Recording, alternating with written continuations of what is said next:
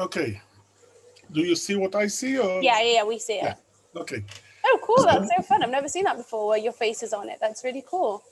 That is cool. That's really cool. Emanuel, check you out. So hip. You simply, when you share screen, choose advanced, and then one of the options is using the presentation as a background. I'm 100% going to try that. Okay. Sorry, take it away. I distracted you. I'm sorry. Go for it. Okay, so my name is, as you know, Emanuel Weiser. I'm a lawyer. And the reason those goggles are here, because I think of myself as a 3D lawyer. Why 3D? What those goggles are doing is showing each eye a slightly different picture. And this is what creates the depth vision. This is what enables us to see better the items that we look at. And this is what I bring for my clients. I bring 20 years of experience as a lawyer, which is on the one hand. On the other hand, I have additional experience as a managing director of a local council, local municipality, and 15 years experience running various businesses. So this gives me two, let's say, two lines, or 2 points of sight, legal one and a practical one. And therefore, as I usually say in my 60 seconds, I can avoid problems where other lawyers can maybe get you out of those problems. Now, basically, what a lawyer does is being a tailor.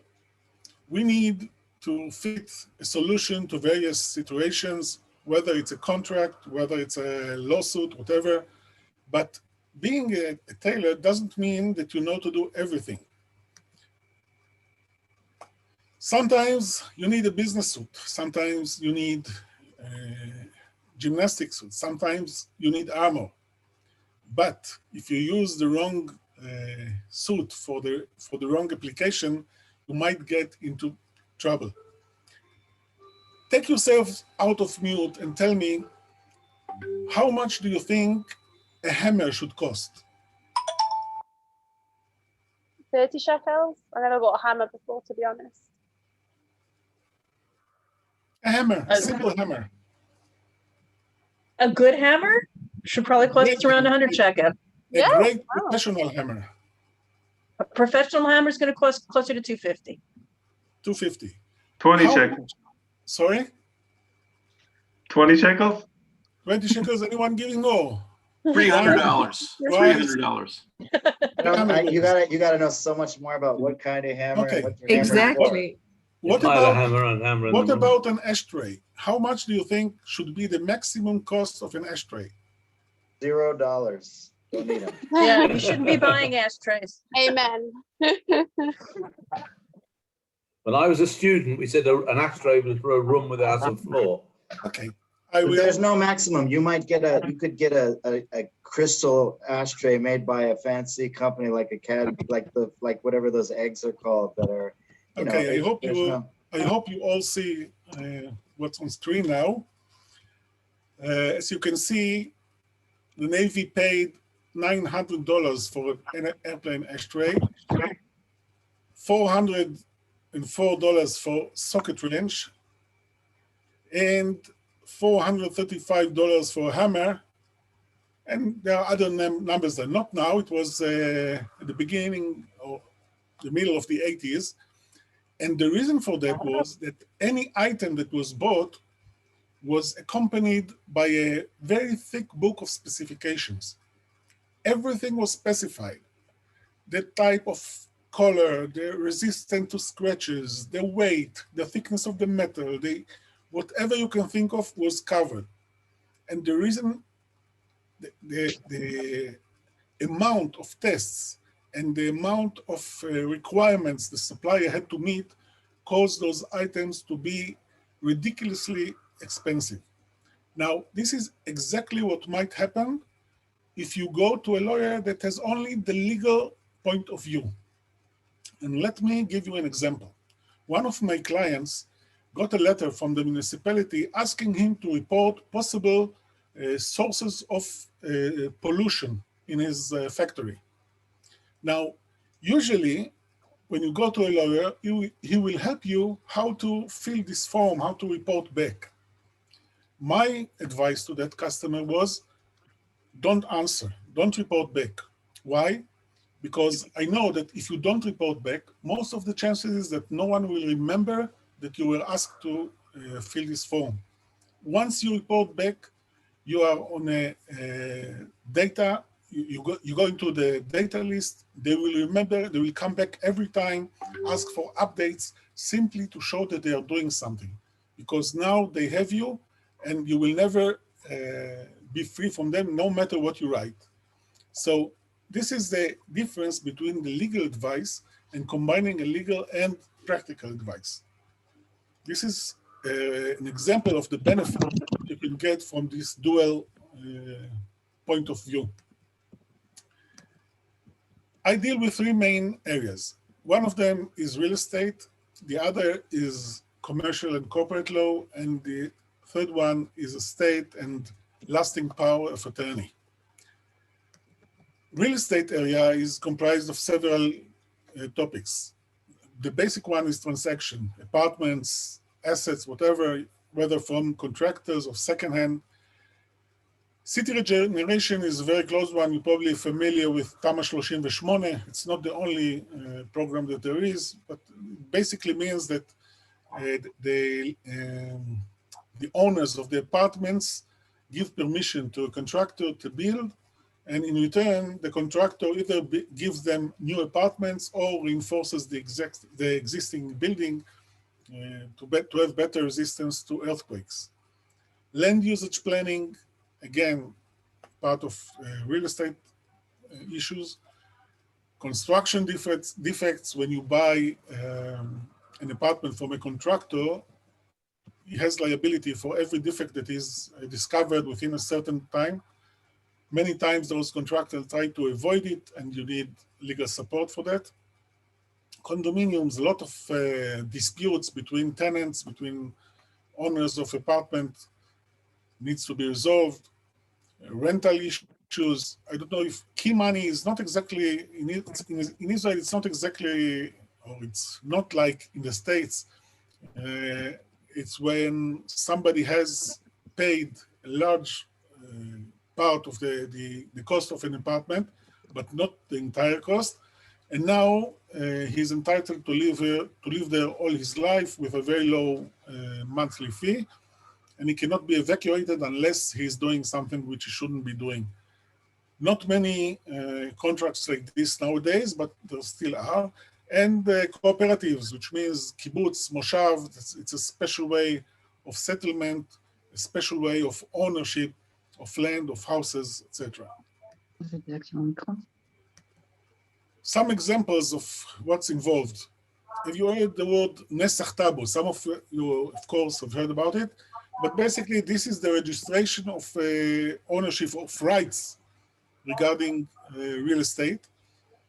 Many people look at this registration, and unless they know what to look for, they might miss some very important facts. For instance, in this case, if you look at the bottom of the screen, it seems that this asset is not part of one building, but there are actually 5 buildings which are registered as one condominium.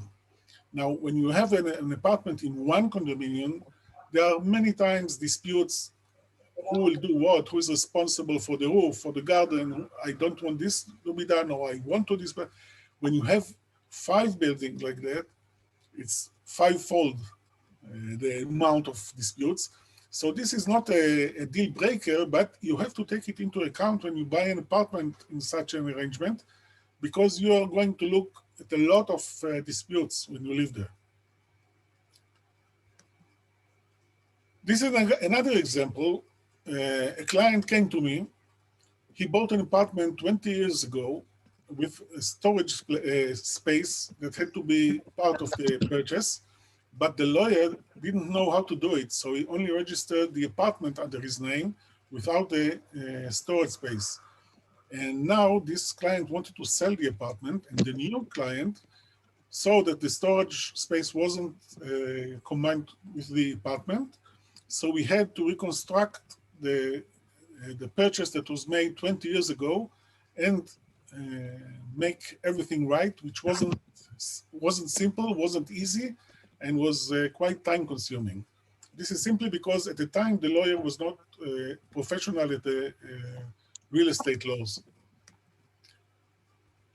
Okay, that's another case of dispute between two landowners on the same parcel, where the border between them should pass. Now, if you want to buy or sell an apartment in Israel, many times you don't know if the price that you're asked for or what price you should ask for to be logical. You can go into the Israel Tax Authority site and type in Meidan Nadlan, and then you can define the parcel, the lot and parcel, or the address and the time frame, and you will get list of transactions that were made in this area at that time frame, detailing what are the characteristics of the asset, and you can see whether you are in the correct price limit. You can get much more detail where this asset is located in the street, because many times one side of the street worth more than the other side. Further details on the asset, so you can really see whether what you are asked to pay is reasonable or not. In this case, the owners of the uppermost apartment wanted to build on the roof, but according to Israel law, the building rights are part of the common property. It belongs to all the apartment owners, not just those on the upper floor. So I represented the other apartment owners, so they get what they deserve for those rights. Their part of the rights has to be compensated for. Let's leave that out. Believe it or not, this is how the municipal market in Kiryat Ata looked like until 13 years ago. It's unbelievable, but on both sides, there were residential buildings, and the tenants there suffered. It's hard to believe. During daytime, flies, stench, shouting. At night, when all the merchandise was downloaded to the market, lorries driving backwards with all the honking and the alarms. No day, no night. It was terrible. We sued the municipality, and the absurdity in all that was that at the same time there was a place already built, prepared for the market. You can see the weeds coming out of the floor, just showing you how long this has been standing empty. The building at the background was supposed to be the building for the merchants, where all the storage rooms, where all the transactions should have taken place. Anyway, the municipality didn't agree to move the market here because the mayor promised this area to some entrepreneur. We won the case, and still the municipality did not move the market.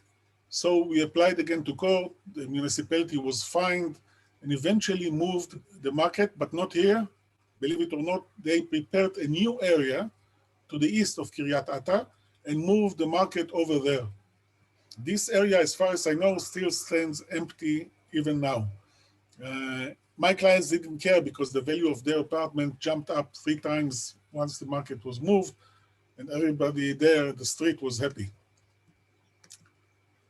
Kibbutzim. When you look at the kibbutz, everything seems peaceful, but the truth is sometimes very different. There are a lot of emotional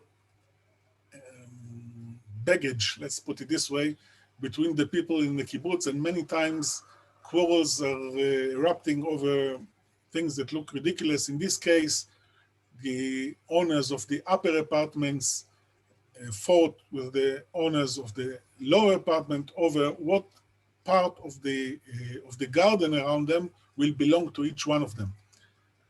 So again, you need to know the laws of a kibbutz. You need to know how things are done there and how to make things okay again.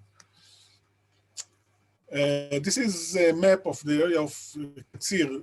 If anyone knows אזור של קדימה, do you know that? It's between Natanya and Hadera. And now I know. there's a very big plan. Sorry? Done. Now there's a very big plan to change the use of the area from agricultural to building, and I represent landowners there who want to get their share of building rights, which of course will make the value of the land much higher. Commercial and corporate law.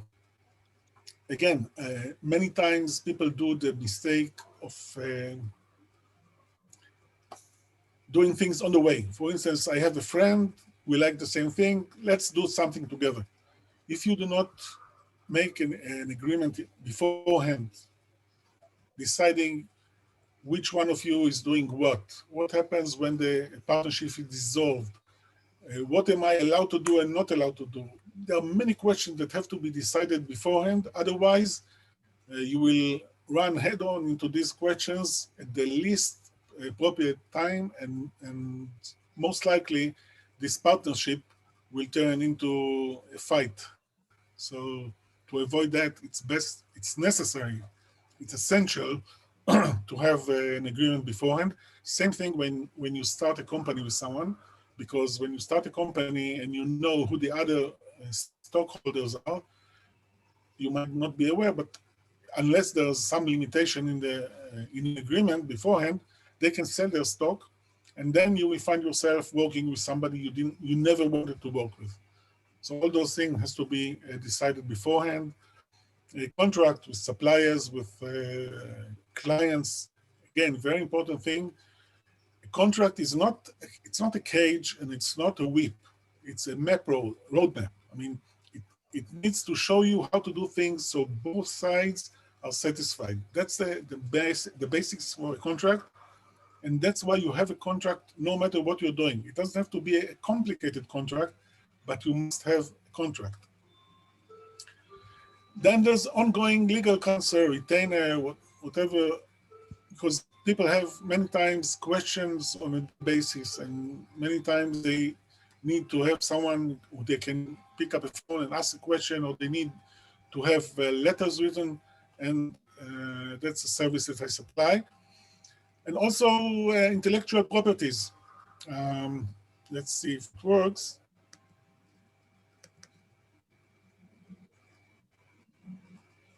No, okay, so we leave it. But these days I represent a songwriter in a lawsuit in Serbia because some Serbian singer took one of his songs, made it into a hit there, and is not paying any money and does not give credit to the writer.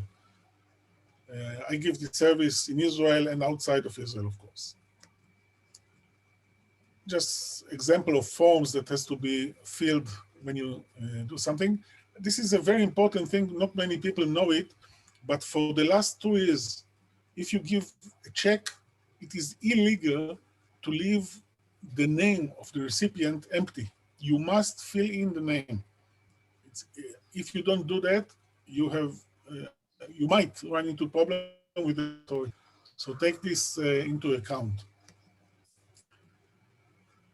Sarit Haddad, again, it's the same songwriter. He writes songs for her. Those of you who know Sarit Haddad. Municipality issues. I was involved in the coalition agreement in Ramat Gan and represented some of the municipal, how you call it, Moatza, Moetzet Ha'ir, which is municipal councilors. Municipality. Yes, but those who are elected, not the officials, but the elected ones. So I deal with that issues too, those issues. And then the third subject, states with and lasting power of attorney. People don't like to think about it. People think that, okay, when I'm old, I'll make a will, make a power of attorney, but it's a very wrong way of thinking. I think if we need to learn something from the Corona year, it's that you never know when you're going to be unable to say what you want, even if you are alive, but you're sick, you're going some medical procedure that you cannot express yourself. If your family needs to do something regarding your property or approve some medical procedure that you need to undergo, they cannot do it if you don't prepare a lasting power of attorney ahead. They will have to go to court and ask for an appointment of a guardian, which means loss of time, which means many times disagreements within the family, which means a very, means a headache for everyone, because the guardian also has to get approval for anything he does. He needs to give reports on a yearly basis. So it's very inconvenient. And the Knesset has come up with a solution, very good solution, which is the lasting power of attorney, where you can say exactly, when you're still able to express yourself, you can say who you want to do what when you are no longer able to express yourself. You can define who will do things, you can define what they can do, what they cannot do, how they can do it. Everything can be decided ahead. So your will is still being looked after. Your desires are looked at, or the way you want things done is deciding how things are going to be done when you no longer can say what you want. Emmanuel, can I ask you to wrap up in the next few minutes? Oh yes, sure, even less. Wills, again, something that is very important. This building is in Shlomo HaMelech 31, 3133 in Tel Aviv. This building is on the border of Yafo and Bat Yam. Both buildings belong to the same person who did not have a will. The children of this person have been fighting for more than 20 years over that. They paid millions of shekels to the lawyers as an interim fee, and they lost millions others when they could not use, sell, rent, whatever, those buildings. But the same is true if you have, even if you have some property, you don't have to be very rich. One apartment is enough, because according to the law, if you don't have a will, when somebody dies, half of the property goes to his spouse, and the rest is divided between his children. And if the spouse, who is young, is married again and without a will, then his half of the property goes to this new spouse. So the first person, the first spouse who died, finds part of his property going to a stranger, which you don't want. And the only thing to prevent this is by preparing a will. I know it's a bit complicated, but this is something that I can explain at another time. So basically, this is it. As I started, I have offices in Tel Aviv and Jerusalem. I work all over Israel, and I'm looking for people either in Israel or out of Israel who want to make business here. For instance, people who want to immigrate into Israel and want to prepare an apartment where they live, or people who have left and still have loose ends here that needs to be tied. Thank you so much. Thank you, Emmanuel. That was fantastic. And does anyone have any questions for Emmanuel? We have time for a few questions. No questions? Okay, well, whilst you're thinking, what I'm going to do is Elisa had a question. So Elisa, do you want to introduce yourself first? Because you're a little bit late, so just say who you are, and then you can ask your question. Yeah, sure. Hi, I remember reading or hearing sometime a number of years ago that one new problem with modern technology is that when people die, they have multiple online accounts. And for family members to get access to their accounts, if they haven't been left the passwords, can be complicated legally. So I'm curious what the best way is to prepare for that. Should you have a list of your passwords somewhere? Do you designate a certain family member as being allowed after your death to have access to your accounts? How do you make that work? Okay, I'll start from the end. It doesn't matter whether you designate someone to have access to your accounts, because once a bank learns that the account owner has passed on, they freeze the account. We wait for the court order says, or the will, the approved will that says who is getting what, and only then they release the money to the inheritors. But I'm also talking about social media accounts, any kind of accounts. social, I would say, make a list of everything, put it in a safe deposit bank, and give the key to the person you trust. You don't want everybody knowing when you're alive, everybody knows your password, but you can put it in a safety. If this is the issue, put it in a safe deposit bank, get a discount key and put everything there and deposit it somewhere. I wouldn't recommend just giving the entire list to someone. Thank you. Any more questions? Awesome. Okay, thank you so much, Emanuel.